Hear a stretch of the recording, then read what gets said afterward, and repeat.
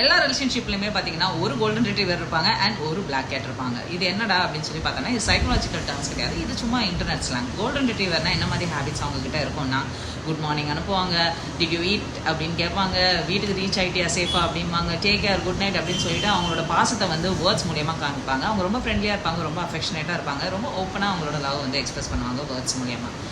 Black cats எப்படி இருப்பாங்க அப்படின்னு சொல்லி பார்த்தோம்னா, அவங்க இந்த தம்ஸ் அப், ஓகே, டேக் கேர் அப்படின்னு சொல்லிட்டு அனுப்புறது. வேர்ட்ஸ் மூலிமா அவங்க அவ்வளோவா அவங்களோட லவ் எக்ஸ்பிரஸ் பண்ண மாட்டாங்க. இங்கே golden retriever I love you அப்படின்னு சொல்லிட்டு சொன்னாங்கன்னா, பிளாக் கேட்டு திருப்பி எந்த ரெஸ்பாண்டுமே பண்ண மாட்டாங்க. ஆனால் அந்த கோல்டன் ரிட்ரீவருக்கு என்ன ரொம்ப பிடிக்குமோ அதை வாங்கிட்டு வந்து கொடுப்பாங்க. ஸோ அவங்க வந்து பார்த்தீங்கன்னா ரொம்பவே வந்து எக்ஸ்ப்ரெசிவாக இருக்க மாட்டாங்க, ஆனால் ரொம்ப டீப்பாக கேர் பண்ணுற ஒரு பர்சன் அவங்க தான். ஸோ அந்த பிளாக் கேட்ஸ்லாம் என்ன பண்ணுவாங்க அப்படின்னு சொல்லி பார்த்தீங்கன்னா, அவங்க வந்து வெளியே போகலாமான்னு எக்ஸைட்டடாக இந்த கோல்டன் ரிட்ரீவர் கேட்டாங்கன்னா, ஏன் நம்ம வீட்டிலே இருக்கக்கூடாது அப்படின்னு சொல்லிட்டு அவங்க சொல்லுவாங்க. ஸோ இவங்க வந்துட்டு அட்டென்ஷன் சீக் பண்ணுவாங்க golden retrievers. Black cats on the other hand பார்த்தீங்கன்னா பீஸை வந்து விரும்புவாங்க.